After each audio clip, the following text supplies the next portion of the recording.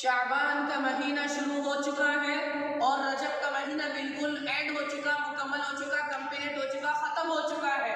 اور اس شعبان کے مہینے میں بھی وہی دعا پڑھنی ہے ہمیں جو اللہ کے نبی نے ہمیں رجب کے مہینے میں سکھلائی تھی۔ وہ دعا یہ ہے، اللہم بارک لنا فی رجب و شعبان وبلغنا رمضان۔ اے اللہ برکت عطا فرما لنا ہمارے لیے فی رجب، رجب کے مہینے میں، اور ظاہر سی بات ہے کہ رجب کا مہینہ تو بالکل ختم ہو چکا، و شعبان، اور شعبان کے مہینے میں تو معلوم ہو چکا کہ شعبان کے مہینے میں بھی ہمیں اس دعا کا اہتمام کرنا چاہیے۔ اللہم بارک لنا، اے اللہ برکت عطا فرما لنا ہمارے لیے فی رجب، رجب کے مہینے میں، و شعبان، اور شعبان کے مہینے میں، وبلغنا رمضان، اور رمضان کے مہینے تک ہم کو پہنچا دے۔ معلوم کیا ہوا کہ رمضان المبارک کا مہینہ اور شعبان کا مہینہ دونوں میں بہت زیادہ قرابت ہے۔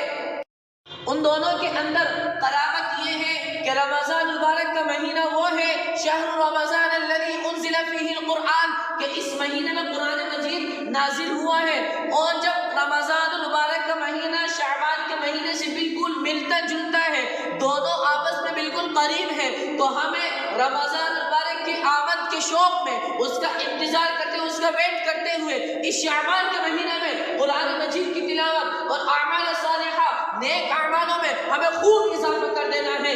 اگر ہم قرآن مجید کا روزانہ ایک پارہ پڑھتے تھے تو اب ایک پارے سے تھوڑا بڑھا دینا ہے، زیادہ کر دینا ہے، اضافہ کر دینا ہے۔ اسی طریقے سے اعمال صالحہ میں ہم نماز، فرض نماز کے ساتھ ساتھ نفل نمازوں کا اہتمام کرتے تھے، اللہ کا شکر کرتے ہوں گے، تو لیکن اب اس مہینے میں اور اضافہ کر دیں تاکہ رمضان مبارک کی آمد کا ہمیں خوشی سے استقبال کرنا پڑے۔